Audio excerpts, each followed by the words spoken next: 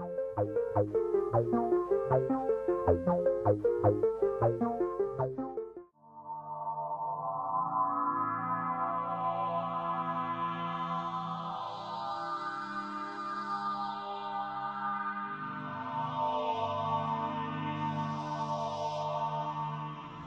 last kind of contact and work with our government was for a 3-year stint, and I sat on a national advisory group for community renewable energy initiatives.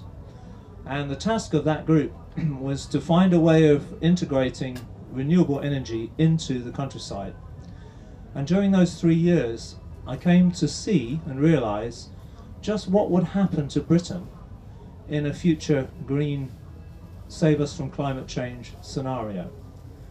Everything that I valued in terms of wild land, biodiversity, rural communities, national parks, was threatened. In fact, I was looking at a science fiction future that I didn't want. I didn't want to be part of that. I also realized that the same thing, that we couldn't possibly supply our own system, our own machine, with renewable energy. We would have to go looking for it globally. We would be cutting down forests for soya, for palm oil, for ethanol, for sugar, which converts into ethanol. We'd be damming other people's rivers through our major corporations. And this would all be funded by the taxpayer under a carbon tax regime. So looking at that, and my fellow Greens were saying to me, well, this is a sacrifice we have to make, because otherwise it's not fair to the people in Bangladesh who will be swamped by rising sea levels. So I thought, well, you know, before I completely buy into this, it was pretty obvious to me straight away that the whole thing depended on a computer model of what the future would look like. Not an actual reality, but a fabricated virtual reality. Now, I'd come across those kind of models in our battle to clean up the oceans and prevent dumping. Those models were used to show that you could get away with dumping all of the world's radioactive waste in the bottom of the ocean. It wouldn't come back. So I spent 10 years analyzing those models, eventually criticizing them and legally preventing that happening. So I had some expertise at looking at models, and I thought, I'll look at the model. I was completely shocked by what I found. And from that, set about putting together the science, talking to scientists, and quite honestly, the whole thing is very, very flaky. And it's my conclusion that the warming that we've seen, particularly between about 1980 and 2005, is a combination of natural events, primarily. That the carbon dioxide is having an effect, but it's small. And I can show you some graphs which show you how I've come to that conclusion. I'm not alone in that conclusion. 3 years ago, I felt alone. There was nobody else speaking out. Now, a number of scientists worldwide are speaking out. But they're not being listened to. So, from that, it's clear to me that all of the effort, the huge effort that's going in to prevent dangerous climate change, will not do that. The climate is shifting all of the time. In nature, it does that, and it does it in cycles. We are now, from my analysis, about to move into, or could be about to move into, a cool cycle. And actually all the data for the last 5 years shows that that's probably what's going to happen. Now that is actually more dangerous than warming. It's dangerous immediately because the cool cycle affects the northern hemisphere, where most of the surplus food is grown. That surplus food feeds 67 countries that are in food deficit. Last year, as the harvest starting to fail, the World Food Programme, for the first time in its history, ran out of food. Not because there wasn't enough food in the world at that time, but because it had become too expensive for their budget. They'd run out of money, and they went to the IMF and whoever else and asked for £500 million extra. That was last year. So we are already in dangerous climate change territory. Our own climate is shifting. I'm in arguments with our own Met Office. They've had 3 forecasts go wrong, the last 2 summers and the last winter. And they said, oh, well, this summer we'll have a really hot, dry summer. Well, it's not happening. If you look at the amount of water vapor in the air and the moisture, There are other scientists who will say, no, no, this is part of the cooling cycle. Warmth is being sucked out of the Atlantic Ocean at a rapid rate. It's being dumped on us. Eventually, that ocean loses that heat, and we get cold. And I'll go into that in more detail. So that's where I'm coming from. This is a conspiracy camp. I'm not a conspiracy theorist as such. What I think is happening is that some time ago, a small group who were conspiring, a small group of scientists towards the end of the 80s who thought, hey, you know, environmental science has run into a really bad time. Acid rain, death of the seals, the ozone layer.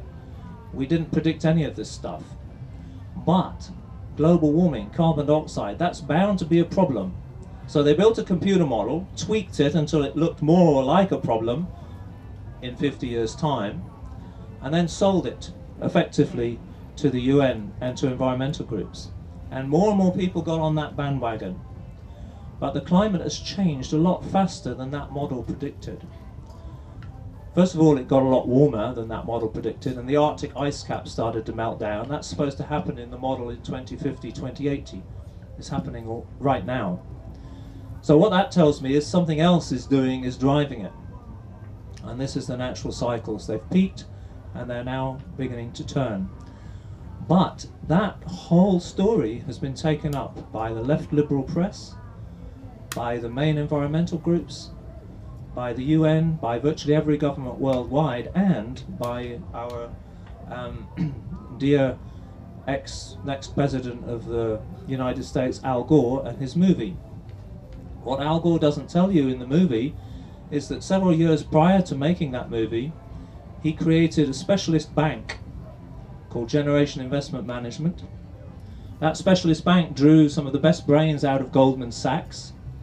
So behind the scenes, you're dealing with a massive, you know, these are the bankers that effectively conspiracy theorists would say, yeah, these are the guys that rule the world. So he set up this bank, and it's one of its main purposes is to act as a broker for carbon trading. The moment the US buys into carbon trading, which it will do under Obama, Al Gore moves from being a 100 millionaire to being a billionaire. His company will take off because it's in the prime position to work with the vast amounts of money that the brokers and the banks will make and do make out of carbon trading. So now you have the banks, you have all the environmental groups, you have the left liberal press. The only people questioning it, apart from a few scientists, are the right-wing press.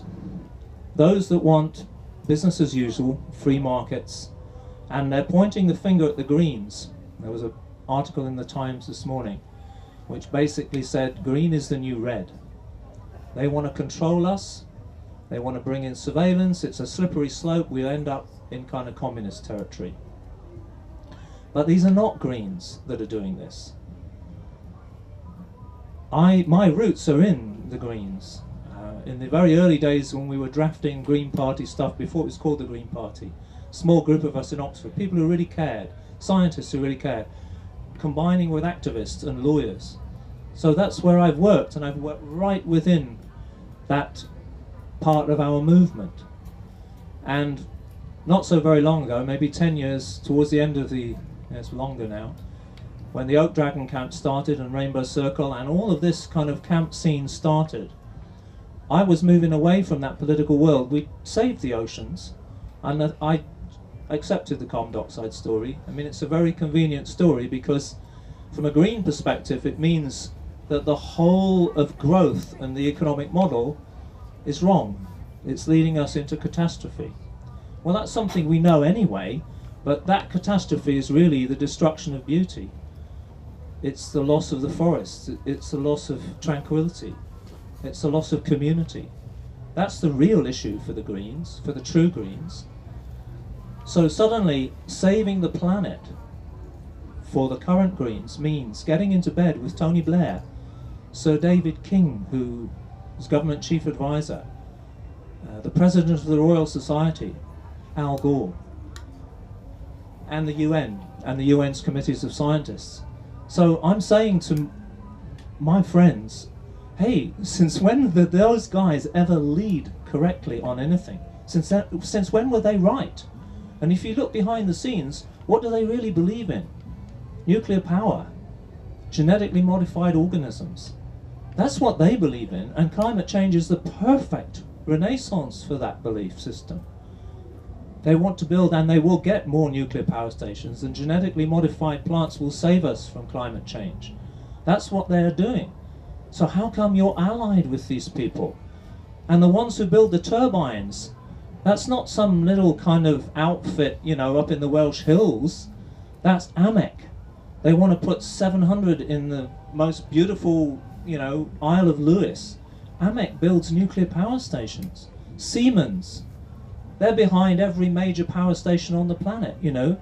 Come on, guys. Can these guys be right? Well, I'm being blanked completely. They don't want to know.